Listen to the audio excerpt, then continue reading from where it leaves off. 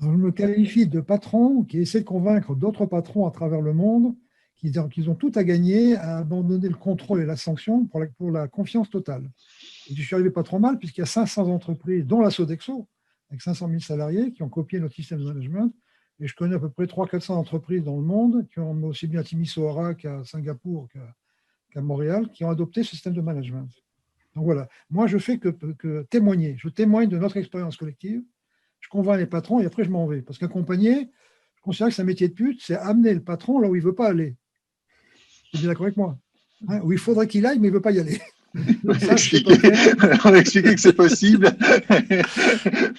Moi, je suis un lâche, je fais mon cinéma, je le fais rêver. Alors, je m'adresse qu'à des patrons, c'est important. Chaque fois qu'on me demande de m'adresser à des gens en dessous, je ne veux pas, parce que tout vient du patron. Si le patron n'est pas convaincu, ce n'est pas la peine. Pour la présentation de Jean-François, et Jean-François, tu te sens complètement libre autour de ce canevas que tu m'avais transmis. Je ne sais pas si je te redonne la parole tout de suite, je pense que c'est aussi bien, mais l'idée, c'est peut-être ça pourrait être de visiter l'ensemble de ces 13 thèmes qui sont affichés sous vos yeux, et je laisse Jean-François prendre la parole, si tu veux. Combien de temps? Combien de temps tu m'accordes? De toute façon, tu as largement 3 quarts d'heure. Il est 19h, 18h49. Non, mais je veux garder du temps pour les questions-réponses quand même. Oui, donc oui, bon, Demi-heure. une demi-heure, voilà. Bon, alors, le principe, c'est que moi, je suis un élève de Jean-Christian Fauvet, entre autres. Et Jean-Christian Fauvet m'avait appris dans les années 75 qu'il fallait mettre le dedans dehors et le dehors dedans. Oh merde alors. Et le même disait les commerciaux doivent être les héros avec les deux orthographes de l'entreprise. Le héros qui Oui. ramène les bonnes nouvelles, hein, et le héros parce qu'il ramène du travail. Et moi, j'ai traduit tout ça bêtement entre seuls ceux qui sortent s'en sortent. Voilà. Seuls ceux qui sortent s'en sortent. Ça a été repris par l'APM, enfin peu importe. Alors évidemment, on fait sortir les cadres et la maîtrise, mais eux, c'était plus culturel. C'est-à-dire, vous savez que les ouvriers aussi, c'est culturel. On a eu la chance d'aller visiter une librairie à San Francisco qui était à l'origine d'Amazon. Amazon n'existait pas. Mais il nous expliquait qu'on pourrait acheter des livres sur le web, ce qui était monstrueux à l'époque. Je ne me rappelle plus l'année. J'ai eu la chance d'avoir une conférence, je ne sais plus, dans une grande école, du gars qui nous parlait du web. Mais on ne comprenait pas. Il nous disait l'armée américaine a mis un système au point de façon à ce que, parce que les ricains intelligents avaient des gros camions énormes, banalisés, qui étaient des rampes de lancement. Il fallait que tous ces camions-là communiquent entre eux, parce que si jamais tu es attaqué par les Américains, il fallait qu'au moins 10 camions puissent répondre. Et c'est l'origine du web. Il nous disait, l'armée américaine va nous donner ce truc-là. Et on ne comprenait pas non plus. C'est-à-dire que oui, le fait de sortir avec les cadres, ça nous a permis de comprendre l'évolution des choses quand elles sont arrivées vers nous. Alors ça, c'est la logique. Les ouvriers. Les ouvriers, moi, j'ai toujours considéré qu'avec bon sens, moi, je ne suis pas très intelligent. J'ai beaucoup de bon sens. Hein. Je me dis, un gars qui travaille 8 heures sur machine, c'est ce qu'il faut voir sur une machine. Un gars qui travaille sur une machine, c'est mieux que n'importe quel ergonome. C'est quel bouton de commande doit être à droite, à main droite ou à main gauche. D'accord Un gars qui travaille 8 heures sur machine, c'est parfaitement régler sa machine. C'est parfaitement les codes qui varient et celles qui ne varient pas, etc., etc. Toutes ces considérations-là font qu'en 84, voilà le contexte dans lequel tout ça ne peut se développer que dans un contexte d'entreprise très particulier. Le contexte, c'est que dès 84, on n'avait plus de service qualité, plus de RH, plus de service du personnel, plus de marketing, plus de contrôle expédition, enfin rien. Hein. On avait juste un bureau d'études en 3 équipes.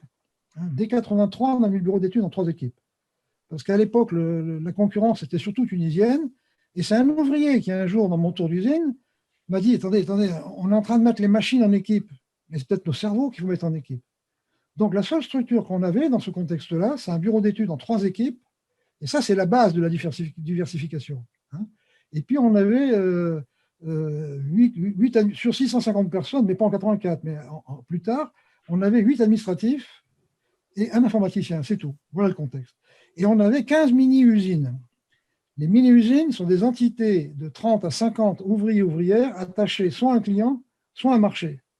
Et ils reçoivent directement les commandes du client. Ça ne passe pas par un service commercial puisqu'il n'y en a pas. Chaque mini-usine coopte un des leurs qui devient leader. La seule structure qu'il y avait à Favy, c'est un leader, un directeur général. Pas de chef d'équipe, pas de chef de ligne, pas de contremaître, pas de chef de service, puisqu'il n'y en avait pas de directeur technique, pas de chef de fabrication. Un directeur général, qui est un rêveur, parce que je suis un rêveur, moi, qui a un tribun aussi, je sais pas mal motiver les gens, et des ouvriers et le leader. Il y avait un commercial, donc on avait 15 commerciaux. Là où mes confrères de ma taille, on avait un pour la France, un pour l'export, et un directeur commercial qui bouffait 30% de l'énergie de deux autres.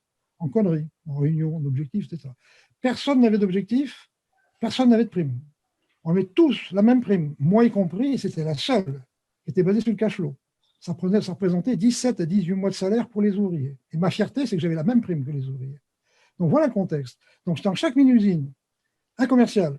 Alors un commercial qui fait tout. Hein. Il prospecte, il fait les gammes, il fixe la marge, il est chef de projet. Alors il va chercher, si besoin, les compétences qu'il veut au bureau d'études. Mais c'est quérable tout ça, d'accord ? Il choisit les fournisseurs de machines, il négocie les prix, il choisit le transfert, il faisait tout. D'accord ? Pas de cariste. C'est les ouvriers qui font les pièces, qui chargeaient le camion. Quand c'est les ouvriers qui chargent le camion, je m'entends dire que le camion, il n'est pas question qu'il ne parte pas plein. Quand il y a un service expédition, on met ça aux expéditions et qui se démerde. D'accord ? Donc, vous voyez le contexte. Il est important, ce contexte. On ne peut pas libérer l'entreprise. On ne peut pas faire un certain nombre de choses si on n'a pas déjà, si on n'est pas un peu parti, que c'est celui qui fait, qui sait. Alors, je vous la fais brève, hein, parce que tout ce que je vais vous dire, j'ai envoyé tous les documents à Manu, qui vous l'enverra au fur et à mesure. J'ai très détaillé. Emmanuel, ça serait mieux avec ton micro. Parce que là, tu es mignon, mais c'est assez sympa, quoi. C'est vrai. Oui, donc Jean-François, effectivement, m'a transmis tous les éléments nécessaires que j'ai essayé de formaliser de manière synthétique sur ce qui pourra servir de trame pour le compte-rendu. Donc, je vous transmettrai tout ça après l'avoir revalidé avec Jean-François. Alors, dans ce contexte-là, alors, retenez aussi que la base de Favy, c'est le Kaizen, hein, Kai Performance, Zen Kai Bonheur non, pardon, Kai Performance, Zen Bonheur, le bien-être. Hein, c'est la performance par le bonheur. Alors, pourquoi on faisait sortir les ouvriers ? Ben, parce que l'ouvrier, encore une fois, c'est celui qui fait, donc c'est lui qui sait. Alors, voilà les 11 points, mais ça, c'est ce qu'on a fait, je veux dire. Alors, sachez aussi que ça, c'est des choses qu'on a faites, non pas parce qu'on a réfléchi. On a fait ça au fur et à mesure du temps, comme ça, parce que les circonstances se présentaient. Hein. Alors, le premier, c'est les outils qualité. J'ai compris très vite, moi, quand j'ai vu qu'en 68, le Japon était deuxième puissance mondiale, après s'être pris 600 000 tonnes de bombes sur la gueule dans 2 atomiques, je me suis interrogé. Et je suis allé très vite au Japon. Et là, j'ai découvert les outils japonais. Et très vite, j'ai compris que les outils japonais étaient des outils d'autonomie. C'est des outils pour l'ouvrier et sa machine. Ça ne regarde pas la structure. Alors qu'en France, on a traduit quality control par la qualité. Le problème, c'est que tout ça, ça a été traduit du japonais à l'américain et de l'américain au français. Tout contrôle en américain, c'est pas contrôlé, c'est maîtrisé. Contrôler, c'est tout check. Donc, il est important que les ouvriers connaissent les outils qualité. C'est pour ça que dès le plus tôt possible, je ne me rappelle plus comment c'était fait, mais c'était organisé. Hein. On prenait une mini-usine, on prenait les volontaires. Alors, malheureusement, beaucoup d'ouvriers avaient peur de l'avion. Sur 30, 40, il y en avait 25 qui allaient au Japon. Je vous recommande, il y a un film qui dure 1 heure, qui a été fait par un journaliste de Faire 3, qui s'appelle Question de confiance Favy. Le gars a passé 1 an dans l'entreprise. Et vous verrez les ouvriers au Japon. Je te mettrai en lien dans la synthèse, il est génial. Question de confiance Favy.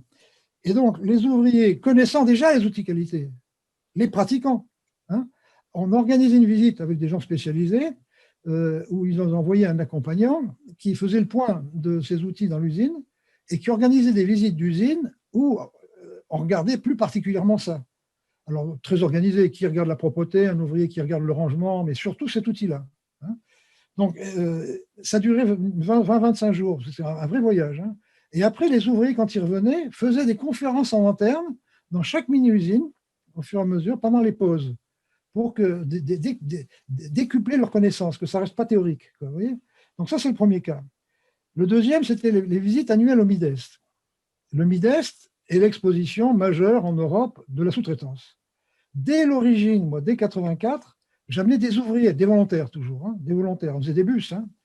Parce qu'un ouvrier, ça ne pas gêné de prendre une pièce sur un stand concurrent et de regarder dans tous les sens comment c'est usiné, par où il coule, etc. Parce qu'un ingénieur sera gêné.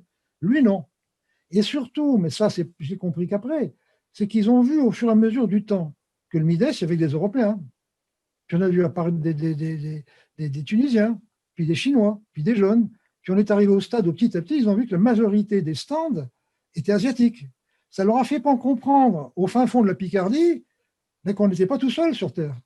Un ouvrier qui est fondeur en Picardie, il ne sait pas tout ça. Il n'en a pas conscience. Effectivement, je joue sur l'instinct de conservation indirectement en faisant ça. Je ne veux plus de détails. Après, prêter les ouvriers à un fournisseur. J'avais d'excellentes relations avec nos fournisseurs. Les fournisseurs savaient qu'on faisait confiance. La base de Favi, c'est la confiance. Donc, ils savaient qu'on ne contrôlait pas leurs pièces qu'ils nous livraient. Donc, ils savaient que s'ils avaient un problème, c'est eux qui allaient voir le client. Ce n'est pas moi. Je leur avais dit, on ne contrôlera pas les entrées. On ne faisait pas de contrôle expédition, ni de contrôle réception. On faisait confiance même aux fournisseurs. Et parfois, des fournisseurs m'appelaient à l'avance en me disant attends, je suis un peu embêté parce qu'il y a ceci, parce qu'il y a cela. J'écoutais. Combien de feux de mecs si j'avais une vingtaine de. Et donc, on a envoyé des ouvriers avec leur leader, généralement, pendant une semaine pour dépanner le truc, pour qu'ils fassent nos pièces. Ce qui fait que ça crée des liens aussi. Comme ça, l'ouvrier voyait comment on faisait nos pièces. Puis parfois, ça donnait l'idée aussi aux fournisseurs de nous envoyer ces quelques ouvriers pendant une semaine pour qu'ils voient comment on faisait qu'est-ce qu'on faisait de leurs pièces.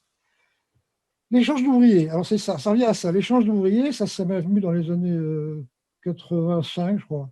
J'avais de bonnes relations avec certains patrons et je leur avais dit tiens, moi je voudrais bien vous envoyer mes ouvriers, une dizaine d'ouvriers pendant une semaine pour qu'ils voient ce que vous faites avec nos pièces. Est-ce que ça vous intéresserait, vous, de m'envoyer aussi de temps en temps des ouvriers pour qu'ils voient comment on fait les pièces? Alors ça a été génial parce que ça a créé des liens qui ont duré très longtemps. Et il y a une anecdote que je cite qui est assez extraordinaire, c'est que vous savez qu'en qualité, il y a des normes qui parlent du micron, il y a des normes qui disent vis gras ou vis pas gras, vis gras ou vis pas gras.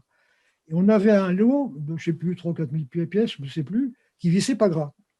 Donc les ouvriers qui connaissaient les ouvriers clients, les ont appelés directement parce que ça avait créé des liens où ils se fréquentaient en couple, en disant écoute, on a un lot de pièces là, c'est dommage de le refondre mais ça doit être montable.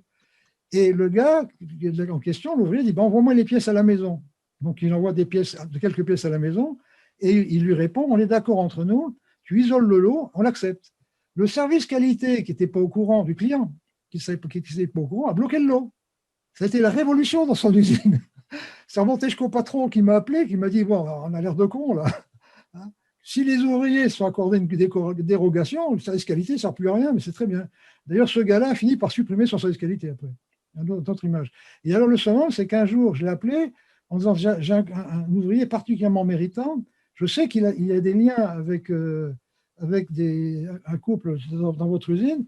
Qu'est-ce que vous diriez qu'on l'offre une semaine de vacances au Baléares avec leurs enfants? Et c'est ce qu'on a fait. Tu vois, c'est faire sortir les ouvriers, toujours là. Les prix qualité. On avait, à partir du moment où les ouvriers ont réglé leur machine, on n'a plus jamais eu de problème qualité. Jamais. Parce que les ouvriers règlent au nominal, vous verrez ça dans mes bouquins, c'est qu'à délire, au nominal, alors que la structure, par instinct de conservation, ils ne font pas exprès. La structure est payée pour gérer les dysfonctionnements.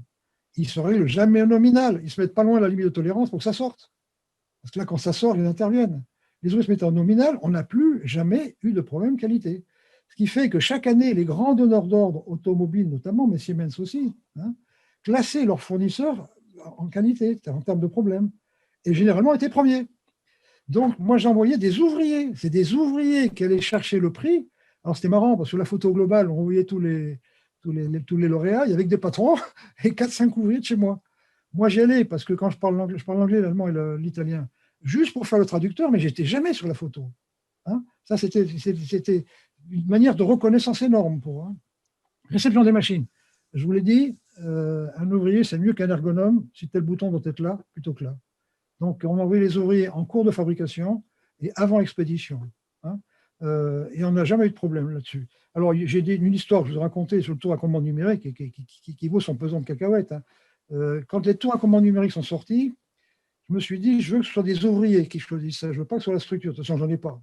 Je ne pouvais pas l'avoir. Bon. Donc, j'avais repéré 2 ouvriers avec leur leader, qui était un peu mariole. Et puis, bon, on les a un petit peu valorisés, ce qui fait que j'ai réuni les ouvriers outilleurs, puis je leur ai dit, écoutez, est-ce qu'il y en a 2 parmi vous qui voudraient bien faire l'étude? Et ils ont pris les 2 qui nous semblaient les plus compétents. Ces gars-là reviennent dans mon bureau en me disant, voilà, le mieux, c'est un Japonais. Alors ça, c'est tout au début de la commande numérique. Hein. Et là, je leur dis, écoutez, les Japonais, c'est un peu comme les Indiens. Quoi. Un bon Indien mort, un bon Indien, c'est un Indien mort. Moi, les Japonais, bon, bref. Trouvez-moi un Européen. Alors, ils me disent, il y a un Allemand, mais il n'a pas la poupée automatique. Et je dis, c'est quoi ça? Alors, il m'explique, je ne comprends pas bien. Je dis, combien ça vaut? Ça valait rien. Ça, par rapport à un tour de 1 million, d'euros, ça valait peut-être, je ne sais pas, 50 000 euros. Quoi. Je leur dis, c'est important. Ah oui, oui, oui, oui, oui. S'il n'y a pas le tour, la poupée automatique, ce n'est pas la peine. Ben, je dis, débrouillez-vous. Et donc, ils ont tellement embêté l'Allemand que l'Allemand a dit, bon, le patron a commencé par m'appeler en disant, qui c'est le chef chez vous? Je dis, je ne sais pas bien, mais ce n'est pas moi. Sur ce coup-là, c'est eux. Ils sont arrivés à faire en sorte que l'Allemand adapte une poupée automatique, mais il pouvait l'avoir qu'en janvier, on est en septembre. Et ils ont dit, oui, mais non, le japonais, on l'a tout de suite. Ils ont mis à disposition une machine d'occasion, auquel cas ils ont dit, non, non, non, le japonais, c'est une machine neuve. L'Allemand a mis à disposition une machine neuve et qu'il a échangé après avec la machine, la fameuse poupée automatique en janvier. Vous voyez, jamais un service entretien serait arrivé à faire ça. Un service achat serait arrivé à faire ça. Alors, pour les baisses de prix, parce que non seulement on n'a pas augmenté les prix depuis plus 83, tout en crachant 20 à 25% de cash flow pendant 30 ans, mais on les baissait. Moi, j'allais toujours avec 2, mais les commerciaux allaient toujours moins avec 1 ou 2 ouvriers. Moi, je prenais une dame ou un homme de l'usinage et un fondeur. Et quand l'acheteur disait qu'il faut baisser les coûts de 5%, qui ne veut rien dire, vous n'avez jamais touché 5%. Je traduisais, je disais qu'il faut faire 17 pièces de plus à l'heure. Et c'est les ouvriers qui négocient avec le gaz. Vous vous rendez compte, on a quand même 20 familles qui vivent ici avec ça, 17 pièces à l'heure, on a déjà fait 15 il y a 3 ans, etc., etc. Et c'est eux qui donnaient leur aval. Et c'est eux qui, rentrant dans l'usine, disaient à leurs compagnons de travail, si on ne fait pas 345 pièces à l'heure, ce con, il va en Tunisie, il se trouve pas mal qu'il y ait 20 familles qui en vivent. Vous voyez. Donc ça, ils donnaient leur aval. De même, pour toute pièce nouvelle, le commercial allait au bureau d'études, et quand ça commençait à démarrer, il prenait toujours un ouvrier ou 2 avec lui, en disant, vous voyez cette pièce-là, hein, là on tourne à 340 à l'heure. Celle-là, là, qui représente 10 emplois, il faudrait faire 350 à l'heure. Et c'est eux qui donnaient leur aval en disant, bon, on va se débrouiller, faire 350. Hein. Et vous pouvez être sûr que quand les ouvriers ont donné leur aval, ça marche, ce truc-là. Alors, les réunions techniques, c'est ce que je viens de dire. Les visites clients. Les produits nouveaux. Souvent, il y a des évolutions dans le mode de fabrication des clients que les ouvriers ont du mal à appréhender parce que ça échappe à la logique et surtout au bon sens. Je prends un exemple. Tout au début, les boîtes de vitesse n'étaient pas étanches. On faisait des vidanges. Et puis un jour, on a fait des boîtes de vitesse étanches, c'est-à-dire on ne faisait plus de vidange, on les remplit une fois pour toutes. Alors à partir de ce moment-là, il ne fallait pas qu'il y ait la moindre poussière, qu'il n'y ait pas le moindre copeau. Ils avaient un peu de mal à comprendre ce truc-là. Alors je les ai mis dans des bus et on est allé visiter le client. Et quand ils ont vu qu'il y avait d'énormes machines à laver, comme des machines à laver la vaisselle, mais énormes, qu'il avait l'écarter, qu'il avait tout, on n'a plus jamais eu de problème. Hein. Je crois qu'il n'y a rien de mieux que de montrer plutôt que d'expliquer. D'accord. Alors, les clients qui ont un problème. La règle du jeu chez nous, c'est quand il y avait une pièce mauvaise en interne, c'est celui qui a fait la pièce mauvaise qui triait les pièces. D'accord. Et moi, j'avais imposé, enfin plutôt vendu, je n'ai jamais rien posé, moi je suggérais, mais je vendais les choses. Quoi. De dire, si un jour on a un problème avec un client, c'est vous, les ouvriers, qui avez fait les pièces, totalement, puisque vous réglez, vous contrôlez, vous faites tout, qui devez aller voir le client. Maintenant, vous vous faites accompagner de qui vous voulez. Quelqu'un du BE, moi, si vous jugez utile, etc., etc. Et donc, on n'avait jamais de problème, ça se passait bien. Jusqu'au jour où mon plus gros client automobile, la SMAN à Valenciennes, qui fournit toutes les boîtes de vitesse pour le groupe Peugeot, ou presque, le responsable qualité, le directeur qualité m'appelle, Monsieur Aubry, c'est la catastrophe, on a contrôlé vos pièces, c'est une catastrophe, venez immédiatement. Et il me dit, vous venez comment?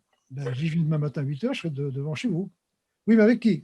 J'ai 3 ouvriers à chaque équipe. Ah, mais non, nous, il y aura le directeur de site, moi, directeur qualité, je serai là. Non, on ne peut pas. Si. Ou je viens avec 3 ouvriers, ou je ne viens pas du tout. Hein. Alors, si vous voulez, je peux amener l'agent qualité de la mini-usine, si vous voulez. Et on se retrouve dans une salle avec plein d'ingénieurs bien habillés. Moi, mes ouvriers ont pu, enfin, d'ouvriers, quoi. Hein. On étale les plans, puis les ouvriers disent, mais attendez, vos plans, ils ne sont pas à jour. Il y a 6 mois, on a fait un AMDEC. Et pour augmenter la capacité, les ouvriers connaissent les AMDEC chez nous, hein, tout de suite, ça c'est un autre débat. Hein. La capacité, on a changé les points de touche, et on vous avait envoyé les plans à l'époque. Tiens, regardez le papier. Voilà le papier, vous acceptez notre modification. C'est parce que vos plans ne sont pas à jour. Les codes que vous reprochez, c'est des codes machines. C'est des codes usines. Ça ne touche pas à la fonctionnalité de la pièce. La gueule des ingénieurs en face, les mecs déboussolonnés. Hein, ben voilà. Mais alors, du coup, moi, j'ai demandé au patron. Alors, il y a aussi le fait que moi, je connaissais à peu près tous les patrons parce que j'ai des fiches. Si vous faites favi.com management, vous voyez toutes les fiches. Quand un patron d'usine était nommé, je lui ai envoyé des fiches, une par semaine, une tous les 15 jours. Hein, des fiches sur les outils, des fiches sur nos histoires. Bon, ouais. Donc, je connaissais le patron d'usine parce qu'on a déjà échangé les fiches. Ça, c'est la communication. C'est vachement important, la communication. Ça, je pourrais t'envoyer de la doc là-dessus. Hein, tout ce qu'on a pu faire sur la communication avec les clients, avec les fournisseurs, avec le DRIR, avec l'inspecteur du travail. Ces gens-là, c'est des gens les plus précieux du monde, comme les plus dangereux du monde. Moi, j'avais trouvé une combine pour tutoyer le directeur de la DRIR, et l'inspecteur du travail, aussi bien le régional que le local. Hein. Ça, c'est vachement important. Hein. Donc, j'ai perdu le fil de ma conversation. Bon, alors, après. Non, juste pour dire, et après, tu n'es pas manipulateur du tout, tu n'es pas consultant. Mais regarde, attends, attends. Management, ça vient de manipuler. Les Italiens, pour dire manipuler, ont deux mots. Manipolare. Quando faccio così con la mani. Manipolare. Quand je manie un objet. Quand je manie un individu, c'est maneggiare. Hein, c'est contrôler en ménageant. J'ai un truc de base, mais je l'ai appris après. C'est pas ça qui m'a guidé. De Gaulle disait, en ce pauvre monde qui mérite d'être ménagé. Arrêtons de dire on fait ça, ménageons. Il faut avancer pas à pas. Pierre Duguay appelé Pierre Duguay. Procéder selon les circonstances, putain. C'est le truc majeur, ça. Si une maman arrive en retard et qu'on va la sanctionner, alors qu'elle arrive en retard, sa maman, son bébé avait de la fièvre, moi je suis monté sur un tas de palais, je dis, mais enfin, vous n'êtes pas payé pour un horaire, bordel. Vous êtes payé pour l'amour du client. Si le client aime les pièces que vous faites, il donnera son argent pour qu'on reste dans le village, pour donner du travail aux enfants. D'accord? Mais les circonstances. Si j'avais réuni l'usine un jour en disant les primes, les objectifs, qu'est-ce que vous en pensez? On ne m'aurait jamais dit que les cadences montraient de 25 à 30%. J'ai fait ça parce que les circonstances ont fait que j'ai découvert qu'il y avait des primes de chaleur. Quand on a un peu de bon sens, mais c'est la connerie, ça. C'est pas parce qu'on nous donne une prime qu'il fait moins chaud. Je réunis l'usine, je monte sur un tas de palettes, et après une après-midi de débat, on convient de prendre ce que chacun avait eu depuis 2 ans, même moi, on met dans le salaire qu'il n'y a plus de prime. Les cadences montent de 20 à 25%, 30% les plus légères, je ne comprenais pas. Et puis un jour, j'ai demandé à une groupe d'ouvrières là, qui prenaient le café, je dis, mais qu'est-ce que je ne comprends pas? Vous avez jusqu'à 25% de primes, on les met dans le salaire aux cadences. Et il y a une dame qui me dit, ben oui, monsieur, il y a un geste qui est de la journée à passer. Un geste qui est de la journée à passer. Moi, je mouline, je ne comprends pas. Elle me dit, oui, monsieur, c'est moins fatigant de faire ça que de faire ça. Ben, je ne l'ai pas fait avant. Elle me dit, monsieur, si on avait fait ça, on n'aurait plus de primes. Je dis, je ne comprends pas. Je dis, venez voir. Les compteurs sont derrière les machines. Nous, on n'a pas droit d'aller voir les machines, les compteurs. Donc, on comptait dans nos pièces, 8 heures par jour, ils comptaient pour ne pas dépasser le quota. Si sur une heure donnée, ils faisaient 40 pièces en plus, l'heure suivante, ils essaient de freiner le mouvement. Mais épuisés. On les libère de cette contrainte, ils ont un rythme physiologique, de moins de fatigue. C'est le rythme physiologique de moins de fatigue. Alors, tout ça pour dire que c'est les circonstances. Si j'avais fait, encore une fois, si j'avais dit qu'on supprimait les primes, tout le monde m'aurait dit que les cadences allaient baisser. Tout le monde, même moi, j'aurais pu le penser.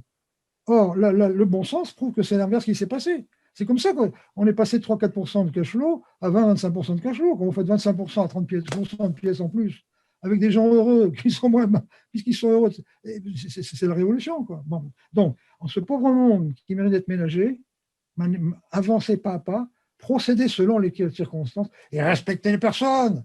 Pourquoi les chiottes sont toujours plus beaux dans les bureaux que dans l'usine? Pourquoi certaines places de parking? Alors ça, j'ai découvert ce truc après. Mais je trouve que ça résume toute la démarche à laquelle je crois, moi. Hein. L'entreprise libérée, c'est ça. Ce pauvre, il mérite d'être ménagé. Il faut avancer pas à pas, procéder selon les circonstances et respecter les personnes, bon sang. Alors, pour finir, alors après, pourquoi je vous ai toujours accompagné d'un ouvrier? Alors, vous lirez cette histoire-là, je l'ai envoyée à Manu, parce qu'elle vaut son pesant de cacahuètes. Je ne sais plus quand, mais il y a très longtemps, il y a un voyage qui est organisé pour aller au Japon avec plein de grosses têtes de l'automobile. Hein, des directeurs de site de 5-6 000 personnes, des spécialistes de la logique floue. La logique floue a été un petit peu comme l'intelligence artificielle actuelle, très à la mode à une période.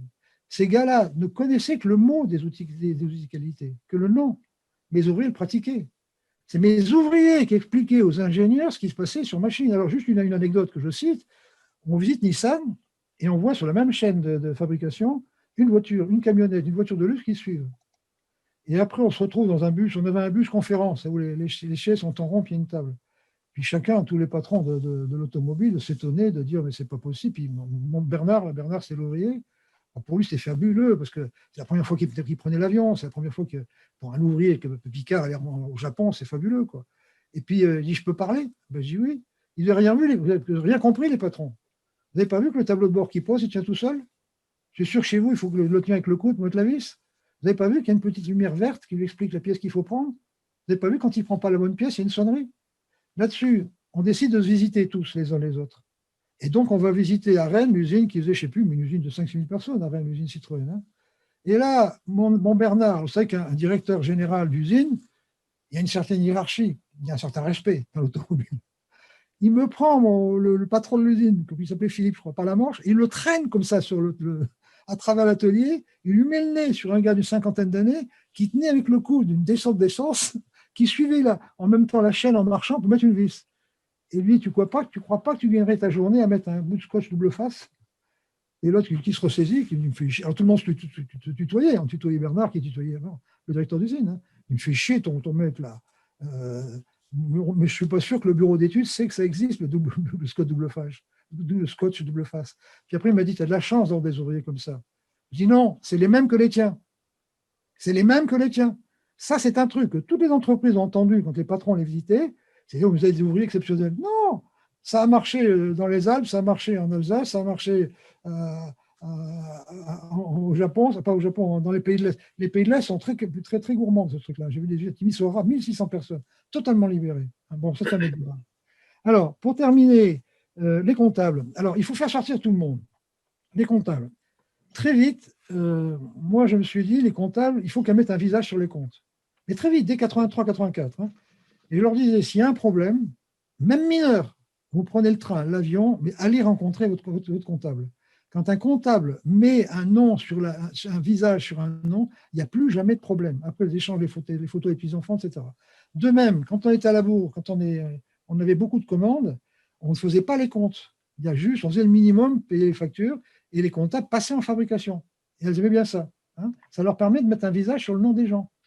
D'accord? Oui. Donc, même les comptables, retenez ça, seuls ceux qui sortent s'en sortent. Mais il ne faut pas faire sortir que les ingénieurs. Il ne faut pas arrêter les congrès, on perd son temps et on plaque un fric fou là-dedans. Il faut faire sortir les forces vives de l'entreprise. Hein.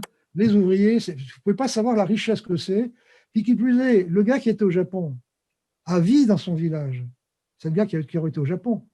C'est-à-dire que ça valorise l'entreprise. C'est comme les voitures de société. Quand elles avaient 200 000 km, on les faisait réviser, on les donnait par tirage au sort aux ouvriers. Dans le village, c'était la voiture que Favi avait donnée à l'ouvrier. Ça, c'est un autre débat. Mais pour en dire, faire sortir, seuls ceux qui sortent s'en sortent, pour résumer, faites en sorte que les commerciaux soient les héros de l'entreprise. Parce que souvent, on me dit, mais tes commerciaux, ils n'avaient pas de prime ni d'objectif. Qu'est-ce qui les motive? Le mec qui ramène 20 emplois, c'est un héros quand il revient. On arrête l'usine, on applaudit, on boit un coup. Putain, on a 20 emplois, les mecs. Bon, hein. Les héros, c'est-à-dire le héros qui amène les nouvelles. Et le héros, si vous faites. C'est ça la vraie reconnaissance. Je sais qu'à un moment donné, le cuivre avait flambé grâce aux Chinois, pied par deux. Ben, j'ai des commerciaux qui ne dormaient plus parce qu'ils savaient que si on ne trouvait pas une combine, c'était 20 ou 30 emplois qu'on risquait de perdre. Donc ça donnait une énergie du tonnerre pour retrouver des pièces, pour compenser les pièces qu'on allait perdre. Vous voyez, on revient sur le subjectif et l'affectif. J'arrête là, parce que ça, c'est un autre débat. Ça, hein. Mais tout ce que je fais, là, même tout ce que je vous ai dit, c'est subjectif et affectif. Ce n'est pas cartésien du tout. Ce n'est pas logique du tout ce que je vous ai raconté. Mais ça marche. Et c'est ça mon témoignage. Hein, moi, qu'est-ce que je mets en avant pour les patrons? Ce n'est pas le fait qu'on ait la moitié des actions du travail, à la moitié de l'absentéisme. C'est la créativité. Attends, dans des siphons de lavabo, on a fini par faire des moteurs pour la Tesla, quand même. Des outils, des allèges qui tuent les bactéries. Bref, hein. C'est pas ça que je mets en avant. C'est les 20 à 25% de cash flow. Hein, parce que c'est ça qui les intéresse. 30 ans, sans augmenter les prix, même en les baissant. Bon. Et ce n'est pas ça qui est important. Bien sûr que c'est important, parce que l'argent, c'est quand même la respiration, c'est la pérennité de l'entreprise. Hein. Mais il y a tout le reste qui est important aussi. Voilà. J'ai tenu une demi-heure. Respirez. Merci beaucoup, Jean-François. Moi, je vais vous proposer de réagir. Moi, j'ai des choses à réagir aussi après, etc. Mais j'aimerais bien que vous commenciez à réagir. Qui veut commencer? Et Antoine, en particulier, hier, on parlait un tout petit peu de ça. Tu as peut-être des choses à dire, non?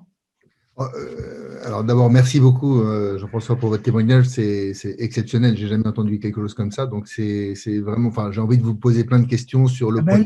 Lis mon livre, tu fais fnac.com oui, et tu fais entreprise libérée. 10 €, tu l'as, 10 €, écoute. J'ai envoyé à plein de copains et clients ce livre. Mais j'ai oublié toi. Moi, je rêve surtout que le monde de la pharma vous entende. C'est un monde qui est ultra contrôlé à tous les niveaux, audité plusieurs fois par an. Enfin, tout le monde s'audite en permanence. Je rêve d'entendre ça au niveau de la pharmacie. Ce serait une révolution générale. Parce que tu crois que quand on fournit Tesla, quand on fournit l'automobile, 60% du marché automobile, on n'est pas audité en permanence. Tu crois qu'il ne faut pas être au top de la qualité? On était au top de la qualité, mais justement sans structure. Parce que la qualité, elle est faite par les ouvriers. Ce n'est pas par la structure. Alors, je répondais à ton truc. Si tu veux y arriver, fais-le. Parce que souvent, on met ça en avant. J'ai déjà fait des conférences dans un syndicat de pharmaciens, je ne m'appelle plus le nom. Ils mettaient ça en avant. Je me dis, mais attendez cela. L'automobile, c'est le métier. On faisait 100 000 pièces par jour pour l'automobile. On n'a pas le droit à un ppm. Une partie pour million, ça veut dire qu'on pouvait tuer une personne tous les 10 jours. On n'a même pas le droit à un ppm. Et on faisait ça sans structure, uniquement par des ouvriers motivés, sachant très bien ce qu'ils risquaient. Tuer quelqu'un. Ils le savaient, ça. Qu'une fourchette qui casse dans une boîte de vitesse, qui bloque, ça peut provoquer un accident mortel. Donc, il faut arrêter de mettre en avant ces normes. Alors, tu sais pourquoi on est arrivé? Parce que la usine Fiat était parfaitement aux normes avec Fiat. La usine Audi était parfaitement aux normes d'Audi. Je m'explique. Fiat, il parle du principe que les enfants, ça ne suce pas les boîtes de vitesse. Donc, tu peux prendre des alliages avec du plomb qui coûtent moins cher. Audi, il part du principe que les enfants peuvent sucer des boîtes de vitesse. Donc, on utilisait des alliages sans plomb. Mais Audi veut le micron. Donc là, c'est une usine hyper précise, mais pas réactif. Parce qu'Audi, ils font 300 000 pièces jour, et quand ils changent, ils te préviennent pour 30 pièces de 6 mois d'avance. Fiat, c'est le bordel. Dès le matin, quand tu arrives, tu fais 3 000 ou 4 000 pièces. Donc, j'avais d'un côté une mini-usine extrêmement réactive, mais pas précise, et l'autre, etc. Donc, la force de ce système-là, c'est que chaque mini-usine s'adaptait parfaitement à la politique qualité de chaque. Si j'avais voulu faire un système qualité de l'usine entre l'automobile, Tesla, la santé, l'alliage qui tue les bactéries, la santé, toujours l'alliage qui tue la salmonelle, l'électricité, ça aurait été une usine à gaz. C'est chaque mini-usine qui a ses procédures. Mais alors, comment ça réagissait justement en termes d'audit? Comment est-ce que vous fonctionniez en termes d'audit? L'audit, il était fait dans la mini-usine. L'audit était fait dans la mini-usine. Le gars de Fiat, il auditait la mini-usine Fiat. Tu vois, la petite entité qui était parfaitement conforme à son truc. Il n'auditait pas toute l'usine. Maintenant, c'est un autre débat. Si tu veux, il va te donner mon mail, puis on échange. Oui. Ça risque de devenir... Ça risque d'être aussi. La qualité, fais gaffe, les choses ne sont jamais aussi bien que ce qu'on dit, ni aussi mal que ce qu'on dit. Sors de ton bureau, va sur le terrain, tu verras vraiment la réalité. Le service qualité te fera toujours croire que c'est pire ou que c'est mieux en fonction de son intérêt. Quand tu laisses les ouvriers faire, tu ne fais pas de bise qui savent parfaitement la faire, la qualité. Excuse-moi de te tutoyer, mais enfin bon. Non, mais c'est très bien, c'est très bien. Au moins, c'est clair, c'est direct. À mon grand âge. Est-ce que vous avez d'autres réactions l'un ou l'autre quand vous voulez rebondir? C'est pas une réaction, Emmanuel, mais c'est quelque chose qu'on a vécu tous les deux à Zaghouan en Tunisie. Ah oui. Quand j'entends Jean-François Zobris, je pense à Ahmed Charfedine, qui dans la même usine est capable de faire de l'injection caoutchouc pour une marque de voiture, qui est capable de faire des kits de santé pour des Américains, et ainsi de suite, et qui a quasiment, étage par étage, une mini-usine. Et avec une force que on n'est pas resté assez longtemps pour comprendre en 3 jours, avec une capacité de faire que les ouvriers ont pris l'habitude de changer d'usine quand il y avait un coup de bourre dans l'une ou dans l'autre, sans aucun problème. Sans aucun problème. Et pour la... Oui, ouais. Et dans une zone en pleine montagne, perdue, avec... Et c'est vrai que ce que j'entends là me ramène à cette notion de toutes ces mini-usines, quoi. Au lieu d'avoir un seul ensemble global, d'avoir plein de morceaux. Très intéressant. Par contre, il faut des valeurs communes. La fédération, c'est plus le règlement, c'est des valeurs. L'homme est bon, c'est une valeur, donc on ne contrôle rien. Tout papier de contrôle est supprimé. L'amour du client, tout papier doit avoir un client, interne ou externe, autrement poubelle. D'accord? Tu as un cadre de valeurs, et celui qui ne respecte pas les valeurs, il est licencié. Moi, les deux valeurs de base, c'est nous, c'est l'homme est bon, l'amour du client. Et j'ai un cadre qui, un jour en réunion, m'a dit oui, il y en a marre avec vous, il n'y en a que pour les ouvriers. Je suis bac plus 3, je ne suis pas à disposition des ouvriers. J'essaie de le convaincre, je ne suis pas arrivé, licencié. Boum. Mise à pied ce conservatoire dehors. Il faut dire qu'entre-temps, moi, j'ai essayé pas de le convaincre, de lui dire écoutez, je vous impose non pas une sanction, mais une formation. Vous allez passer pendant 6 mois sur machine pour plus qu'un ouvrier. J'irai pas. Boum, licencié. Ben oui, il y a des valeurs. Si tu ne respectes pas les valeurs, c'est comme le couple. C'est la fidélité, la confiance, le respect et la tendresse. De l'autre, la tendresse. Quand tu es cocu, il se passe des choses. Hein. Tu sors du couple. Voilà. Donc, c'est ça. Le subjectif, l'affectif. Et les religions. Les religions. Notre repère qui est aux cieux, subjectif. Donne-nous aujourd'hui notre pain. Aujourd'hui. Pas business plan à 10 ans, non, pas demain. Notre pain, la base de toute chose, manger, hein, de ce jour. D'accord? Tu as tout là-dedans.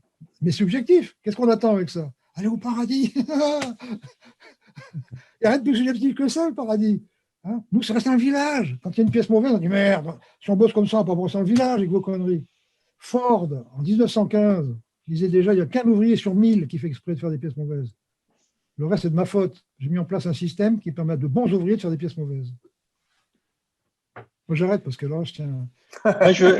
Jean-François, moi, j'ai envie de réagir parce que donc, c'est vraiment quelque chose qui fonctionne, qu'on voit fonctionner à plein d'endroits, etc.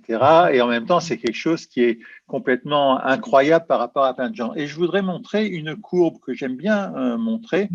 C'est celle-ci. Est-ce que vous voyez? Et en fait, c'est l'indice de rentabilité d'une entreprise, c'est sur 1200 entreprises cotées en bourse aux USA. Hein. Et c'est l'indice de rentabilité d'une entreprise en fonction du taux d'engagement RSE, responsabilité sociale, à 80%, c'est l'engagement humain en gros. Et ce qu'on s'aperçoit, c'est que les entreprises qui sont au degré zéro d'engagement, c'est-à-dire qui sont dans le truc traditionnel, dirigisme classique, etc., pilotage par la finance, etc., sont rentables.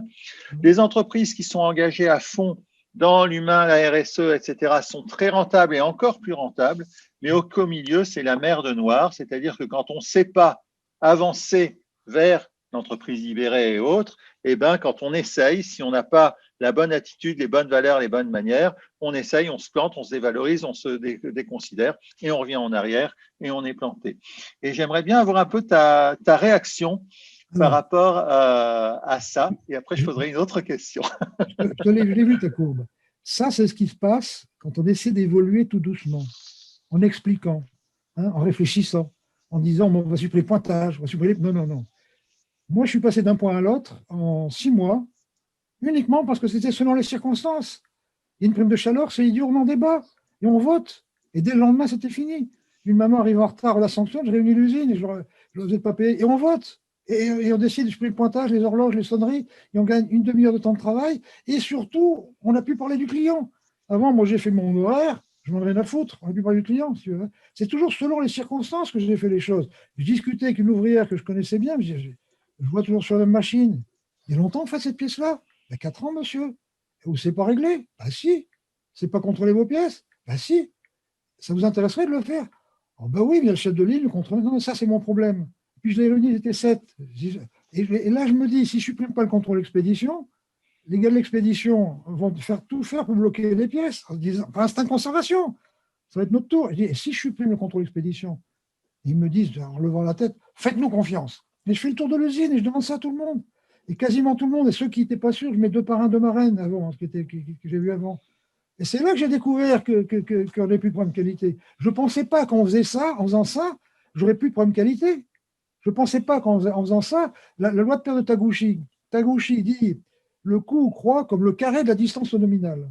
Le coût croît comme le carré. Si ça c'est le nominal, si ça c'est la limite de tolérance, la pièce qui est là est bonne, mais elle est au coût maximum. Or, toute la structure est toujours là, puisqu'elle est payée pour régler les dysfonctionnements. Dès que ça sort, c'est pas béni, ça. Comité de correction, suivi du comité. Les ouvriers se mettent là, comme m'a dit un ouvrier un jour.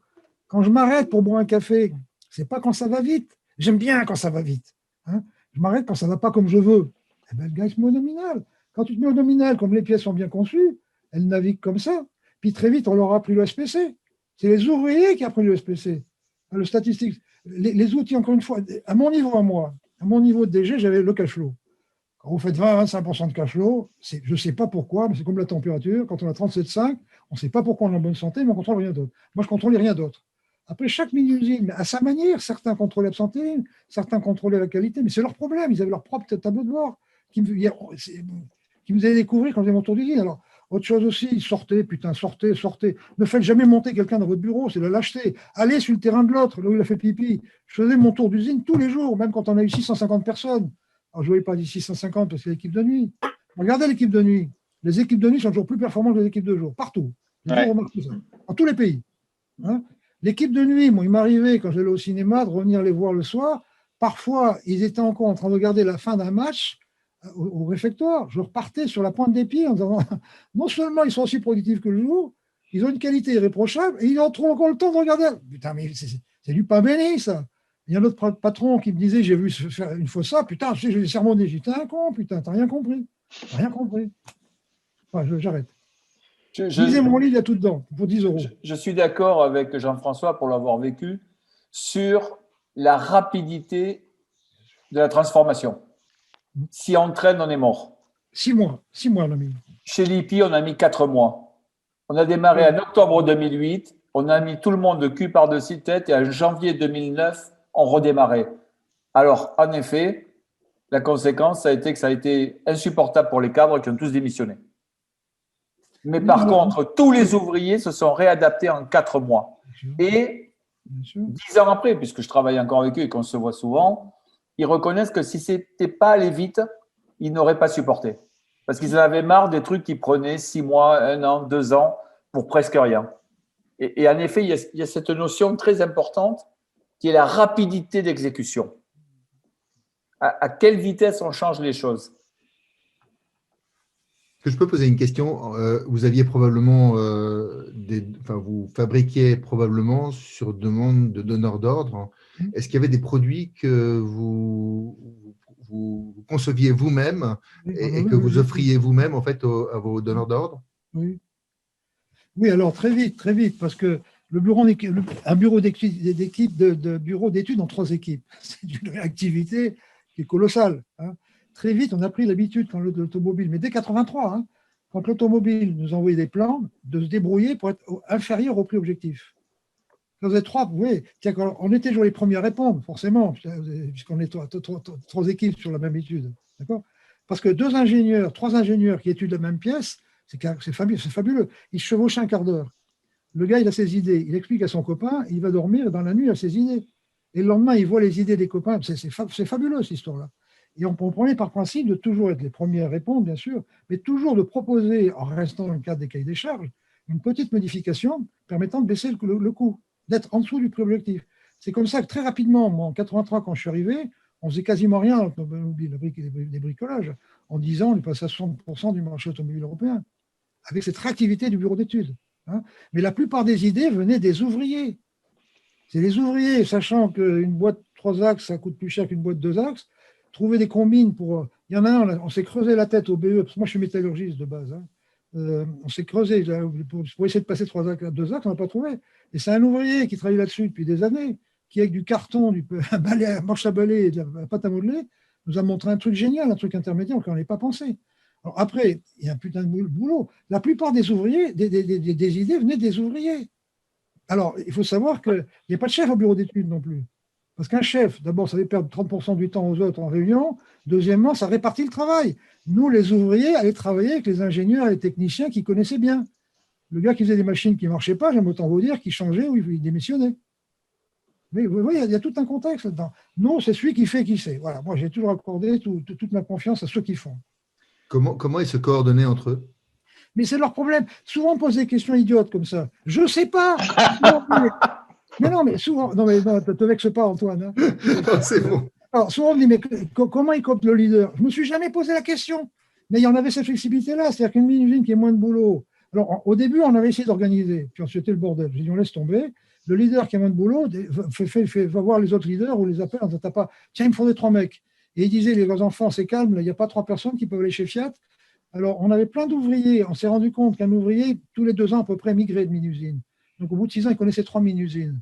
Donc, on avait un système avec des portraits. Sur chaque machine, il y avait les portraits des ouvriers qui étaient capables sur la machine. Et selon, il y avait un camembert, ça veut dire qu'il savait faire, qu'il savait transmettre, il savait faire et régler, etc., etc. Donc, on était sûr de ne pas faire de bêtises, mais sans structure. Hein, c'est-à-dire qu'il y avait tous les matins un appel d'offres en disant les mecs, il me manque 4 mecs là, parce que. Hein, et puis, bah, tiens, j'en ai 2 là, mais c'est toujours des volontaires qui faisaient ça. Hein, Jean-François, une question que je me pose, une double question. La première, tu n'es plus chez Favi. Comment ça se fait la suite? Et d'autre part, alors, et quelle est la caractéristique du patron pour que, tiens, Antoine veut passer à l'entreprise libérée, qu'est-ce qu'il faut qu'il fasse pour y arriver? Alors, Isa Getz. Hein, Antoine? Oui, mais alors attends, une question après l'autre. Isa Getz. Isa Getz est un enseignant-chercheur, docteur en psychologie à l'ESCP, qui en 2000-2005 découvre qu'il y a des entreprises qui ne travaillent pas comme tout le monde. Hein. Nous, on était les premiers. On a fait des émules partout. Et Isa Getz a modélisé. C'est un ami très cher. Tous ses bouquins, je les ai lus avant. Enfin, il m'a envoyé le brouillon avant, quoi. Et il a modélisé. Et il a constaté, comme moi d'ailleurs, que dans l'entreprise libérée, il y a toujours ce qu'il a qualifié, lui. Le mot entreprise libérée, c'est lui qui l'a trouvé. Nous, on parlait de l'entreprise du bon sens. Ce n'est pas moi qui ai inventé ce mot-là. C'est lui, en 2005, qui a trouvé des bouquins qui sont... Bon, bref. Il y a un leader libérateur qui fait toute sa carrière dans la même usine. Moi, j'ai fait 37 ans dans la même usine, enfin, dans le même groupe. Hein, parce que si on change de patron tous les 5 ans, il change tout. Or, une entreprise, c'est comme un couple. On met 2 ans à trouver les bonnes positions et on n'en change plus. D'accord ? Ça, c'est le premier truc. C'est un gars qui n'a pas fait d'école de management. Moi, j'ai fait des trucs de métallurgie. Donc, je n'ai pas appris des choses toutes connes, parce que qu'est-ce qu'on apprend à l'école de management? Fayol et Maillot, 1915. On fixe un objectif d'entreprise, on divise un objectif individuel et on définit par des procédures ce qu'il faut faire et on contrôle l'écart entre ce que les gens font et ce qu'il fallait faire. Ça, c'était vrai pour des paysans qui sortaient des champs. Ça ne marche plus du tout que des gamins qui ont grandi avec l'iPad. C'est un autre débat. D'accord Attends, c'était quoi ta question? La première, c'est maintenant, tu n'es plus chez Favi, comment ça se passe? Et d'autre part, comment quelqu'un qui veut s'y mettre peut s'y mettre? Fini, le leader libérateur. Il a peu d'ego.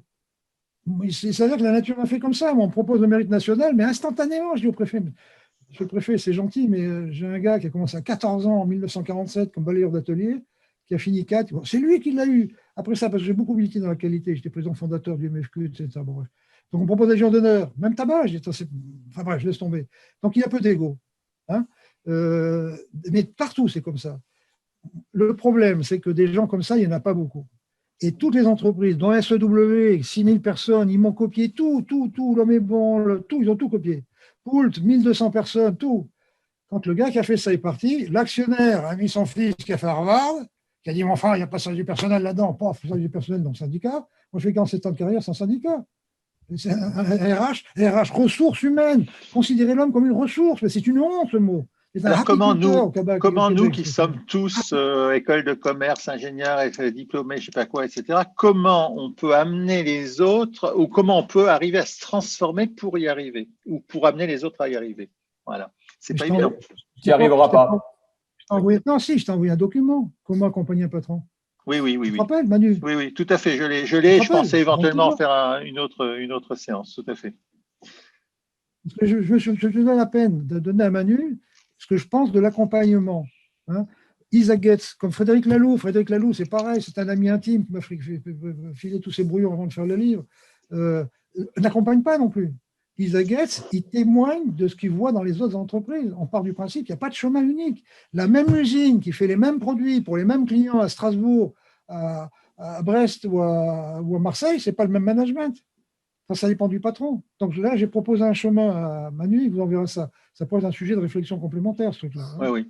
Je pense qu'on va avoir… Sachez que alors les mini-factories, j'en ai retrouvé dans le monde entier, des mini-factories. Pour différentes raisons, l'APM, GERM, etc., m'ont envoyé dans le monde entier. J'ai fait 500 conférences un peu partout dans le monde et 500 en France. Sachez que ça marche partout, qu'on soit dans le commerce, qu'on soit dans l'entreprise, qu'on soit dans la manufacture. Ça marche partout. Faire confiance à celui qui fait, ça marche partout. Le gros problème de la structure, c'est qu'elle n'a pas bon emploi. Napoléon a créé Polytechnique pour faire des ponts et des routes et des tunnels. Aucun de ses généraux n'avait fait Polytechnique. Aucun de ses maréchaux, il n'était pas idiot. Napoléon disait au premier coup de canon, il n'y a plus de stratégie, on s'adapte. Et ça, il faut du bon sens. Un polytechnicien, il a de la logique. Il n'a pas de bon sens, il n'a pas d'humilité. Il a toujours été le premier de sa classe. Donc, il a un ego surdimensionné, ce mec. Il ne faut pas lui faire gérer des hommes. Je ne sais pas si tu es polytechnicien, Antoine, mais peut-être que tu t'es soigné entre-temps. Non, j'ai juste un fils qu'il est. C'est pour ça que je me marre. Tu es quoi, toi? Tu es quoi comme formation? Non, moi j'ai une formation commerciale, management. HEC, il n'ose pas dire. Attends, tu sais, Fayol et Maillot, par curiosité, j'ai fait le CNAM quand j'étais jeune. Alors, retenez aussi un truc, en 65, quand j'ai commencé à travailler, c'était comme ça. Le mot RH n'existait pas, le mot contrôleur de gestion n'existait pas, le mot business plan n'existait pas. Tous ces mots MAUX n'existaient pas. En 1965, ça n'existait pas, tout ça. Alors, ils sont venus de quoi, ces trucs-là? C'est les 30 Glorieuses. C'est quoi les 30 Glorieuses? Moi, je commençais à militaire comme officier dans les postes centrales de tir, dans les fusées à tête nucléaire. J'allais faire la guerre en 80, c'était factuel. Mon père a fait la guerre en 40, mon grand-père a fait en 14, 70, et j'ai mon ancêtre qui a fait Napoléon. C'est tous les 40 ans. Donc, j'allais faire la guerre, c'est factuel. Comme je n'ai pas fait la guerre, moi, j'ai fait en service militaire comme officier poste central de tir. On n'avait pas de calculette. On faisait tous les calculs à la table de log. Hein, et quand il y avait à la craie, on marquait sur un tableau les résultats. Et puis quand il y avait les 6 résultats pareils sur 8, on rentrait dans la fusée, mais pas comme ça. Comme ça. D'accord? Je partant de la cuvette émaillée de ma jeunesse, qui était la salle de bain, la machine à laver, j'ai inventé tout ce qui vous entoure. Tout ce qui vous entoure. Le sèche-cheveux, tout ça, c'est moi qui l'ai inventé. Et j'ai fait un fric fou, comme jamais. Et c'est là que les parasites sont arrivés. En disant, on va modéliser, on va gna gna gna. Et c'est là, ils n'existaient pas, tous ces gens-là, avant. Hein, et ces gens-là, on continue aujourd'hui à leur apprendre Fayol et Maillot 1915. On fixe un objectif, on divise, on continue à leur apprendre ça. Alors, Isaac Guess, qui est éminemment professeur, je dis, mais putain, mais fais quelque chose dans ton putain d'enseignement, là. Il dit, j'essaye, mais c'est la révolution, le HEC, le SCP, HEC, tiens. Ils ont eu 2 professeurs très éclairés qui avaient fait une espèce de master en 3 mois pour désapprendre ce qu'ils avaient appris pendant tout HEC. Ils intervenaient des farfelus comme moi. Quand les 2 en question ont pris leur retraite, tu penses que tout de suite, tout est rentré dans l'ordre, on continue à apprendre Fayol et Maillot. C'est une catastrophe. C'est une catastrophe. Ma chance à moi, mon bonheur, c'est que j'ai une petite fille qui a fait 2 ans d'études à Amsterdam, 2 ans à Bruxelles, 2 ans au Japon. Elle parle le japonais couramment. L'autre qui est en 4e année de droit international au Canada. Et quand j'ai dit à mes petites filles, mais pourquoi, la 3e qui vise l'Australie, elle vient d'avoir son bac, je dis, pourquoi vous partez? Elle me dit, papy, en France, les professeurs t'expliquent comment il faut faire, puis on sait très bien qu'ils n'ont jamais fait eux-mêmes. Dans les autres pays, le professeur dit, est-ce que dans 15 jours, pourquoi on ne regarderait pas tel sujet? Et c'est nous qui, en groupe, travaillons pour traiter du sujet.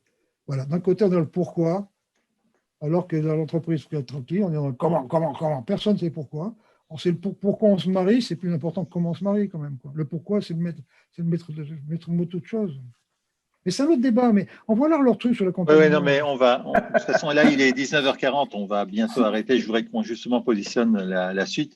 Merci vraiment beaucoup. Hein, c'est absolument impressionnant.